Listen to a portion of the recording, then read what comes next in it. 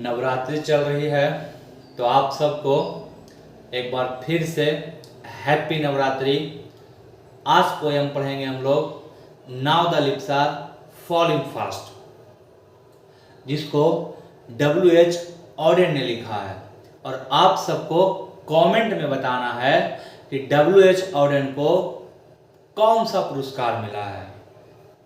सबको कमेंट में बताना है, नहीं तो हमको पता नहीं चलता कौन पढ़ता नहीं पढ़ता है। चलिए देखिए now the leaves are falling fast. तो इसमें कुल मिलाकर 5 स्टांजा हैं, 1 2 3 4 5। पांचों को बारी बारी से सीखेंगे।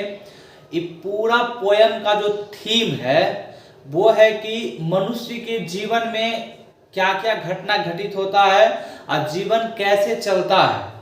तो पूरे जीवन को लेकर ये वाला W.H. ऑडेन ने इस पोयम को लिखा है, now the leaves are falling fast. तो पहला स्टांजा हम देखिए क्या है कि now the leaves are falling fast, nurses flower will not last, nurses to the grave are gone and प्राम्स go rolling on.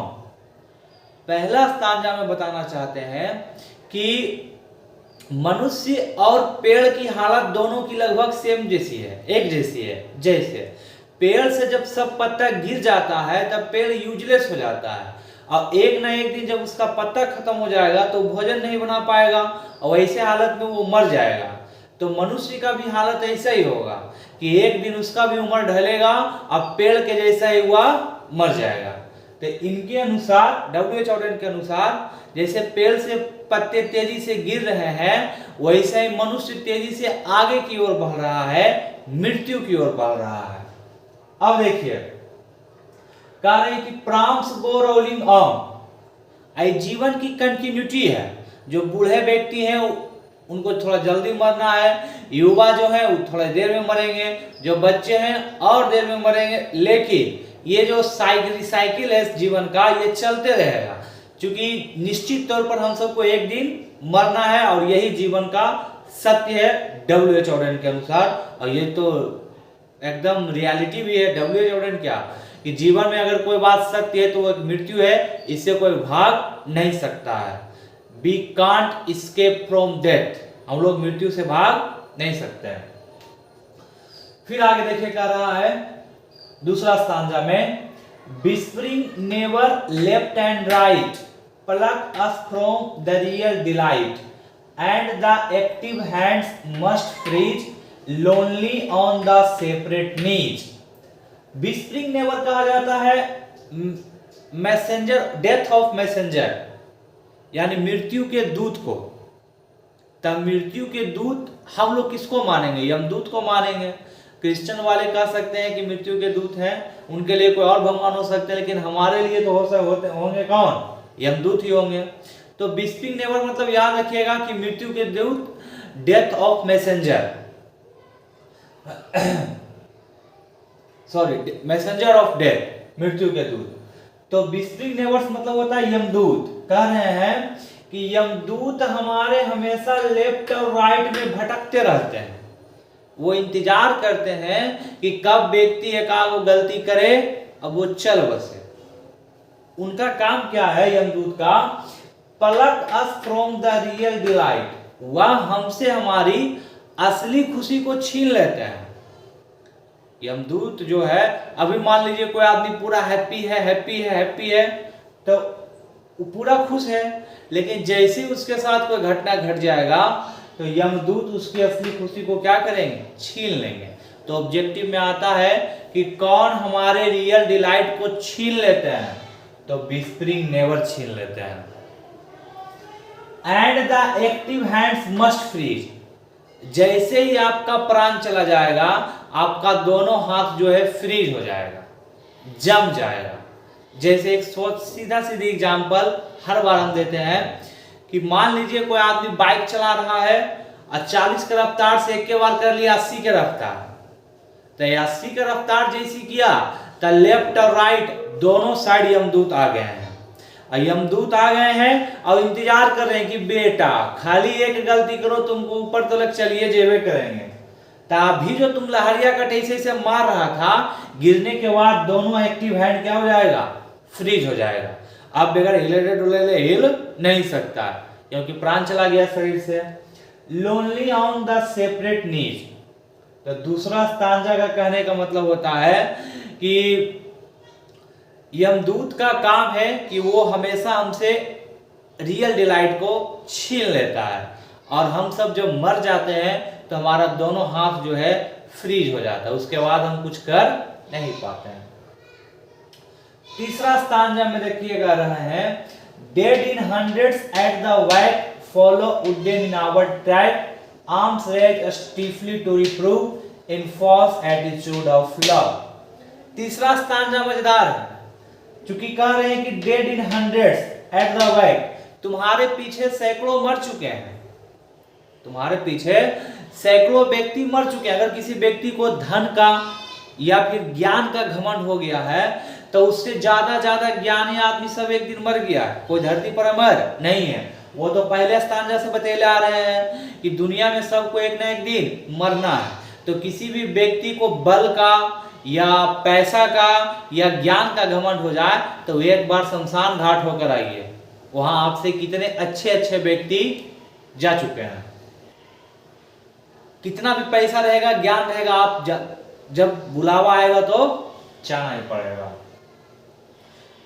तो ये कह रहे हैं कि सैकड़ों तुम्हारे पीछे मर गए हैं और बहुत सारे जो है उड्डेन जब चूंकि इसको लिखे हैं W.H. ऑडेन ने, और वो चूंकि ईसाई धर्म को मानते हैं, तो ईसाई धर्म में जब किसी की मृत्यु होती है तो उसको एक लकड़ी के ताबूत में रखा जाता है, उसके बाद टांग के ले जाया जाता है, उसके बाद दफनाया जाता है।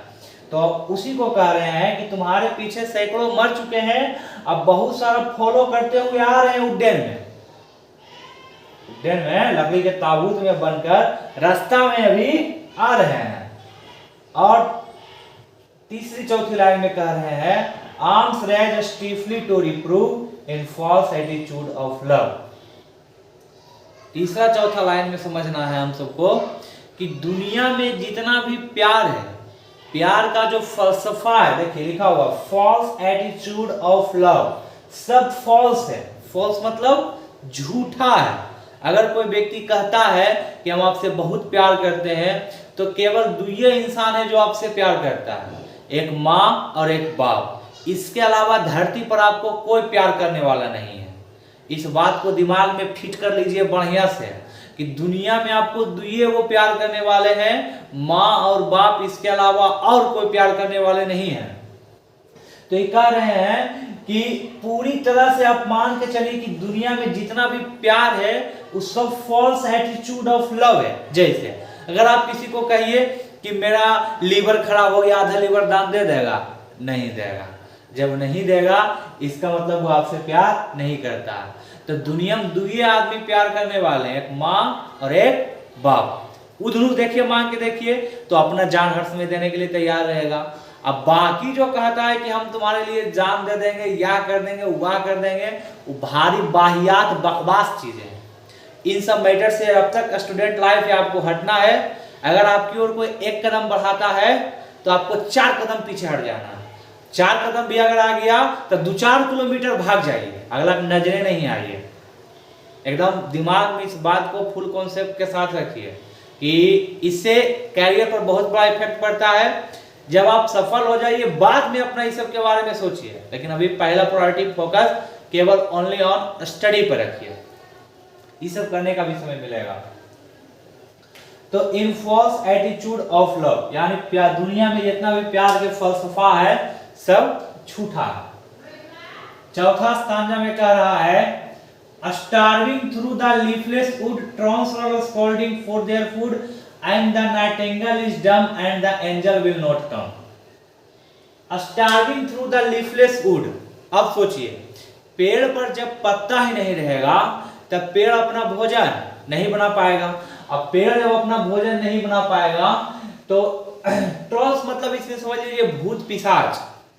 ट्रॉल्स मतलब भूत पिशाच। जब किसी भी बंजर पेड़ को देखिएगा जिस पर एक भी पत्ता नहीं है तो आपको ऐसा लगेगा कि उस पेड़ पर सच में भूत बैठा हुआ। तो कवि यहाँ बताना चाह रहे हैं कि पेड़ का मर जाने का कारण यह भी है कि पेड़ से जैसे सब पत्ता गिरता है वो अपना भोजन बनाना बंद कर देता है और वो मर जाता है। And the Nightingale is dumb, Bulbul, Nightingale माने बुलबुल होता है। तब बुलबुल गूंगी हो गई है। क्यों गूंगी हो गई है? क्योंकि जब पेड़ पर पत्ता ही नहीं रहेगा तो वो अपना घोंसला नहीं बना पाएगा, और घोंसला नहीं बना पाएगा तो चहचहाएगा कहाँ? तो उसको घोंसला में छांव भी चाहिए। अब पत्ता है ही नहीं तो उसको छांव कहाँ से मिलेगा? And the angel will not come. आपके जीवन में जो समस्या है उसको आप ही सोल्व कर सकते हैं। कोई परी आने वाली नहीं है कि परी आई और जादू का छड़ी ऐसे ऐसे चढ़ पर घुमाया सीरियल 1 ईयर अब आपका सब समस्या छूमंतर हो गया। ऐसा बिल्कुल नहीं होने वाला है। लास्ट स्टांजा में देखिए कह रहे हैं, cold impossible ahead lifts the mountain lovely head whose white waterfall could bless travellers in their last distress. यानी कि जो चीजें हमको दूर से बहुत प्यारा लगता है, इस स्टांजा में समझाना चाह रहे हैं। जैसे कोई पहाड़ को देखिए, इसमें एग्जांपल है लवली हेड, दूर से आदमी देखता बादल टकरा रहा है या बर्फ है सफेद सफेद, कहता है क्या शानदार दृश्य, फोटो क्लिक करना चाहता है। लेकिन जब वहां चढ़ने का, उसको पारा प्राप्त करने का प्रयास करता है तब बहुत आफत होता है, बहुत कठिनाइयां होती है।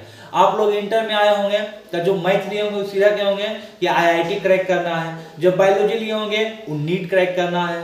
कर सकते हैं, मेहनत करने पर कर सकते हैं, लेकिन इसको प्राप्त करने में कितनी सारी कठिनाइयां आती है, बहुत सारी कठिनाइयां आती है। बगैर मेहनत के ये चीजें संभव नहीं है। तो वो समझाना चाह रहे हैं कि दूर से जो चीजें एकदम आपको प्यारा लगता है उसके पास पहुंचने में उतना ही आपको कोल्ड इम्पॉसिबल है। मतलब जैसे जैसे आप आगे बढ़िएगा आपको ठंड महसूस होगा पहाड़ पर चढ़ते समय, यानी कि जीवन में आप आगे बढ़िएगा तो सीधा सीधी मोर रीडिंग मोर कंफ्यूजन और नो रीडिंग नो कंफ्यूजन। ऐसा ही बात के लिए है, पढ़ना चाहिए आदमियों को, ज्यादा से ज्यादा पढ़िए। और कह रहे हैं कि वैसे व्यक्ति जो अपने लास्ट डिस्ट्रेस में, ट्रेवलर्स कहा जाता है, कहा गया बुजुर्ग लोगों के लिए, बुजुर्ग लोगों के लिए दिन काटना बहुत दिक्कत हो जाता है। उनके लिए एक पल लगता है 1 साल के बराबर है, क्योंकि उनके पास आज के सोसाइटी ऐसा कोई बैठना नहीं चाहता। उनको एक अलग से रूम दे दिया जाता है, उसी में उनको अकेलेपन में जीवन यापन करना पड़ता है, जिसके कारण से उनके दिन लंबे हो जाते हैं। उनके दिमाग में सोचने की क्षमता तो बढ़ जाता है। जैसे एक क्रिकेट प्लेयर को ले लीजिए, अगर वो किसी को बॉल देखेगा हवा में तो मन कहेगा उसको कि हम कैच ले लेंगे। मान लीजिए पूरा जीवन क्रिकेट खेला है, अब वो 80 साल का हो गया या 70 साल का हो गया, तो मन कहेगा कि इजी कैच है, लेकिन शरीर उसके लिए काम नहीं कर पाएगा। वही हाल ये बता रहे हैं कि अंतिम डिस्ट्रेस में जो ट्रेवलर्स है भगवान उनको जल्दी ही अपने पास बुला लेंगे। तो ये था W.H. ऑडेन की पोयम जिसका नाम था now the leaves are falling fast. अगर आपको कविता अच्छा लगता है, मेरा कोई भी लाइन आपको अच्छा अगर लगा है तो कृपया करके चैनल को लाइक कर दीजिए, सब्सक्राइब कर दीजिए और नोटिफिकेशन की भी घंटी बजा दीजिए, ताकि जब भी आपके लिए वीडियो अपलोड करें तुरंत आपको नोटिफिकेशन आ जाए। मिलते हैं अगले वीडियो में।